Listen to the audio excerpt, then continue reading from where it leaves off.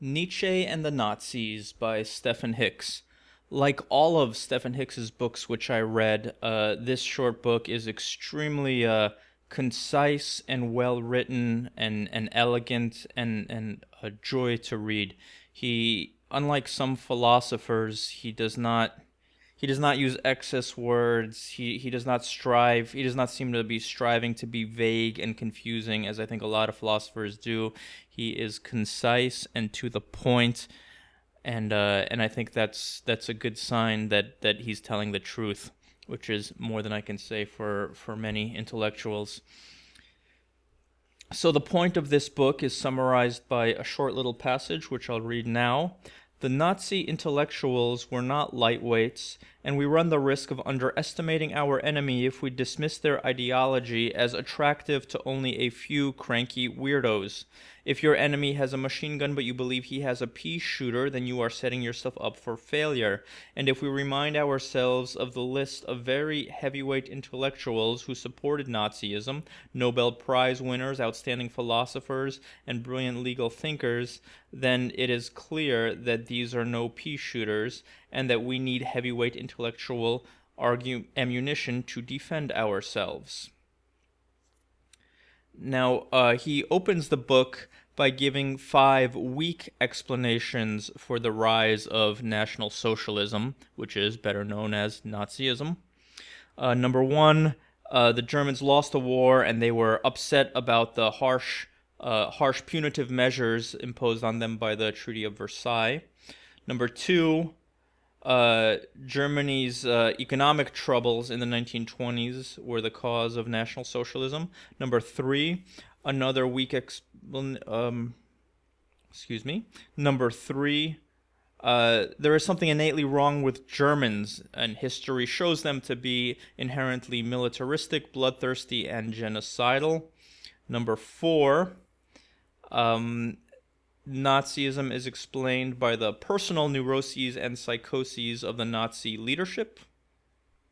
And number 5, the Nazi propagandists were masters of new emerging communications technologies and used those along with effective rhetoric, to effectively brainwash or fool millions of Germans. Stephen Hicks argues that these are all weak explanations, that contrary to popular belief, the Nazis were not primarily power hungry.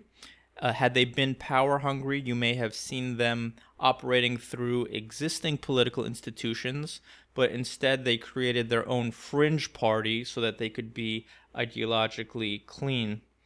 And most of the book discusses, as you would guess from the title, the ways in which the Nazis were faithful to Nietzsche and the ways in which they differ from Nietzsche's philosophy.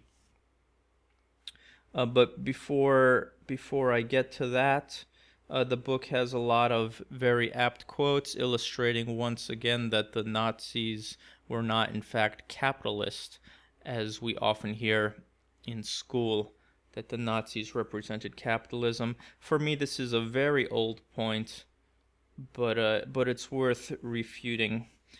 So here we go. Point number 10 from the Nazi program read, "It must be the first duty of every citizen to perform mental or physical work. Individual activity must not violate the general interest, but must be exercised within the framework of the community and the general good." Point number 24 of the same program returned to the theme and in bold print emphasized the common interest before self-interest. In a 1927 speech, Adolf Hitler said, "We are socialists. We are enemies of today's capitalistic economic system for the exploitation of the economically weak, with its unfair salaries, with its unseemly evaluation of a human being according to wealth and property instead of responsibility and performance. We are all determined to destroy this system under all conditions." So they rejected Marxism for putting economic classes above national ones, but you can see that they rejected capitalism just as strongly. For me, that's a very old point, and it may be for some of you as well, but it's one that bears repeating just because it comes up over and over and over. Oh, and this was interesting. I hadn't realized it. The Nazi flag, the red in it represents socialism, the white nationalism and purity, and the swastika, the Aryan struggle for racial and cultural supremacy.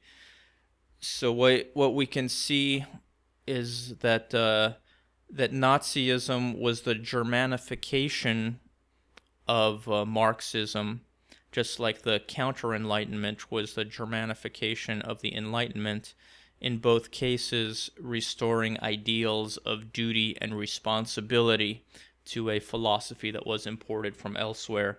That's a recurring theme in philosophical history, it seems. About Judeo-Christian ethics, Nietzsche wrote, it has waged a deadly war against this higher type of man. It has placed all the basic instincts of this type of man under ban. And he envisions a sort of strong man. By the way, Adolf Hitler kept a bust of Nietzsche in his study. A Christian church father once asked rhetorically, "What has Athens to do with Jerusalem?" This has been picked up on by Nietzsche, and I think this is a very interesting framing. Rome versus Judea, where Rome was this powerful empire, and Nietzsche doesn't like that now we are sort of celebrating the weakness of people in Rome itself. Very, very interesting framing. A little bit frightening as well, maybe. Nietzsche writes, "Let me declare expressly that in the days when mankind was not yet ashamed of its cruelty, life on earth was more cheerful than it is now." The overman will find his deepest instinct and let it be a tyrant. The creative source of the future lies in instinct, passion, and will. To put the point negatively, the overman will not rely much on reason. Reason, of course, is the favorite method of modern scientific man, but Nietzsche holds that reason is an artificial tool of weaklings. Those who need to feel safe and secure build fantasy orderly structures for themselves. Instead, instincts are the deepest of your nature, and to the extent that you feel a powerful instinct well up within you, you should nurture it and let it dominate, for from that spring flows true creativity and true exaltation. Here we are channeling the German counter-enlightenment, Kierkegaard and a few others, both deeply anti-rational. All right, so a summary. This is most of the book covered in these two summaries that I'm about to give you, but a summary of the 5 differences between Nietzsche and the Nazis. Number 1, the Nazis believe the German Aryan to be racially superior, while Nietzsche believes that the superior types can be manifested in any racial group. Number 2, Nazis believe contemporary German culture to be the highest and the best hope for the world, while Nietzsche held that contemporary German culture to be degenerate and to be infecting the rest of the world. Number 3, the Nazis are enthusiastically anti-Semitic, while Nietzsche sees anti-Semitism to be a moral sickness. Number 4, the Nazis hate all things Jewish, while Nietzsche praises the Jews for their toughness, intelligence, and survival ability.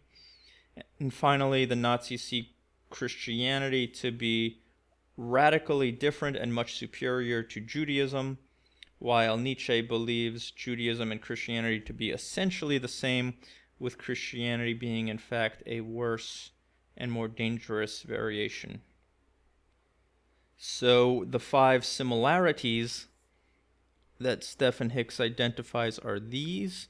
Number 1, the Nazis were strongly collectivist, and Nietzsche, with some qualification, also advances strongly collectivist and anti-individualistic themes. Number two, both, actually, that's a bit of a surprise for me. Nietzsche, with some qualification, also advances strongly collectivist and anti-individualistic themes. I need to return to that part of the book because from what I gathered, and from this book and elsewhere, was that Nietzsche sort of favored the strong individual who will rise above the masses. But anyway, moving on. Number two, both Nietzsche and the Nazis see zero-sum conflict as inescapable and fundamental to the human condition. Number three, both are irrationalists in their psychological theories, downplaying radically the role that reason plays in life and emphasizing the power and glory of instincts and feeling. Definitely both irrationalists. Number four, both Nietzsche and the Nazis accept willingly, even longingly, that war is necessary, healthy, and even majestic. Number five, both Nietzsche and the Nazis are anti-democratic, anti-capitalistic, and anti-liberal. Stephen Hicks concludes, we may not like that the Nazis had arguments and positions that many people find attractive. We may find it repulsive to take their arguments seriously. We may find it difficult to get inside their heads and see where they are coming from, but we have a choice. We either fight those ideas in theory or we fight them in practice. That is a very good summary of the book's purpose. As I said, it's concise and beautiful, and like all of his writing, just a joy to read. So check it out.